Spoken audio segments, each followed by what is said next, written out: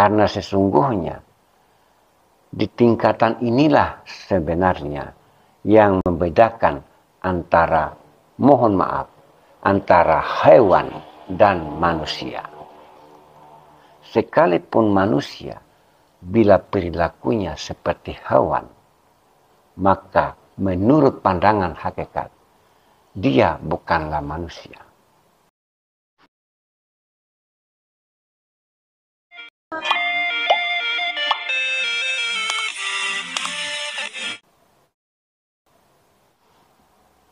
Tuhan itu bersifat laisa kamitslihi syai'un. Dia tidak bisa diserupakan dengan sesuatu. Apa itu sesuatu? Sesuatu itu adalah yang diadakan, yang diciptakan. Yang diadakan, yang diciptakan itu ada yang mengadakan, ada yang menciptakan. Jadi, laisa kamitslihi syai'un itu sebagai sifat Allah, sebagai sifat Tuhan yang bila digali maknanya tidak boleh diserupakan dengan sesuatu. Jadi Tuhan itu tidak boleh diserupakan dengan sesuatu. Disitulah kedudukan daripada tauhid. Kalau benar-benar bagi yang sudah bertauhid, maka Allah itu tidak boleh diserupakan, tidak boleh disandingkan, diperumpamakan dengan semua yang ada. Karena semua yang ada ini pada hakikatnya, tidak ada.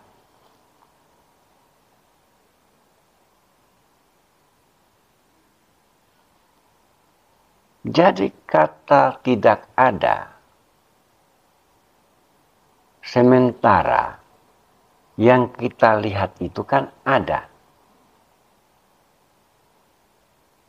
Kenapa yang ada, yang kita lihat ada, menjadi tidak ada secara hakikat? Karena sesungguhnya yang ada, yang kita lihat ini adalah pada hakikatnya tajalli daripada Nur Muhammad. Jadi kalau yang ada itu adalah tajalli daripada Nur Muhammad, berarti di balik yang ada itu adalah yang ada hanyalah yang ada. Ini sedikit membingungkan. Dan bila apa yang menjadi pembahasan kita saat ini, bagi yang masih awam, akan bingung untuk bisa memahami apa yang saat ini kita bicarakan. Karena ilmu hakikat itu memang sulit untuk dipahami. Sangat sulit. Melainkan bagi yang sudah berhakikat, yang bisa memahami tentang bahasa-bahasa hakikat. Jadi kalau yang belum berhakikat membicarakan tentang ilmu hakikat, memakai bahasa-bahasa hakikat, tidak akan ketemu bila seseorang masuk di level syariat. Kemudian membicarakan tentang ilmu hakikat. Yang berbicara tentang ilmu hakikat yang sudah paham. Namun yang mendengar pembicaraan tentang bahasa hakikat ini yang tingkatannya masih di level syariat tidak akan nyambung, bahkan akan terjadi gagal paham. Disinilah sering terjadi dugaan, anggapan bahwa ilmu hakikat itu adalah ilmu yang sesat dan menyesatkan. Begitulah pandangan orang yang belum sampai di hakikat. Mereka memandang seperti itu karena mereka belum sampai, mereka belum bisa memahami bahasa yang dipakai dalam bahasa hakikat. Karena ilmu hakikat itu menggunakan bahasa hakikat terkadang dipandang sudah di luar akal, sudah di luar nalar, tidak masuk akal. Padahal bila sudah memahami tentang ilmu hakikat, apa yang dijelaskan, apa yang dikaji dalam ilmu hakikat itu sebenarnya sangat masuk akal.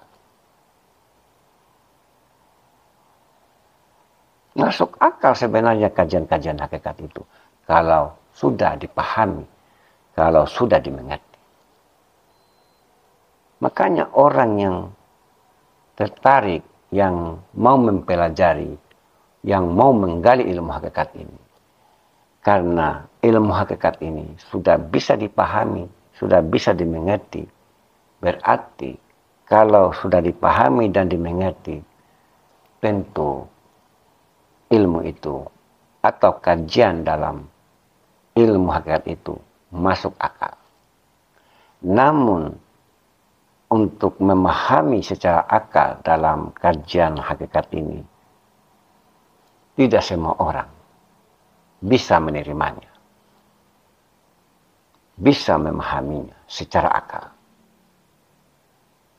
Disinilah ilmu hakikat itu banyak yang tidak tertarik, banyak yang tidak mau mendalami ilmu hakikat.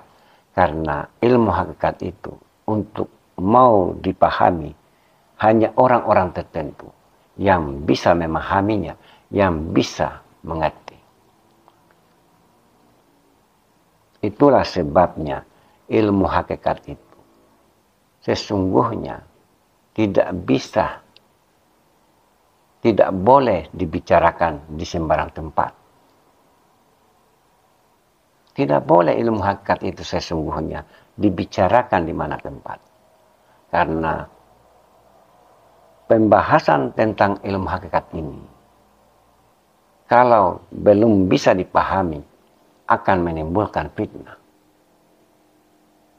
Kalau sudah menimbulkan fitnah, maka muncullah anggapan bahwa ilmu hakikat itu adalah ilmu yang sesat dan menyesatkan. Padahal ilmu hakikat ini adalah ilmu yang sangat mulia. Ilmu yang hanya bisa dipelajari dan bisa dimengerti oleh orang-orang yang terpilih. Oleh orang-orang yang memang sanggup dan mampu mengamalkan ilmu hakikat itu. Tidak semua orang bisa memahaminya, saudaraku. Tanda orang yang sudah berhakikat atau orang yang berhakikat itu memiliki sifat yang mulia, berbudi luhur, selalu menjaga ucapan, menjaga penglihatan, menjaga pendengaran. Tidak seenaknya berbuat di muka bumi ini. Kalau benar-benar orang yang sudah berhakikat. Karena sesungguhnya di tingkatan inilah sebenarnya yang bisa membedakan antara, mohon maaf, antara hewan dan manusia. Sekalipun manusia bila perilakunya seperti hewan, maka menurut pandangan hakikat, dia bukanlah manusia. Kenapa dikatakan demikian? Karena menurut pandangan hakikat, bila manusia menyadari dirinya sebagai manusia, maka dia akan menghargai sesama, menjaga perasaan orang lain, menjaga perasaan sesamanya, tidak seenaknya berbuat di muka bumi ini. Dia sangat hati-hati sehingga melahirkan kerendahan hati kepada siapa saja. Itulah tanda orang-orang yang sudah berhakikat.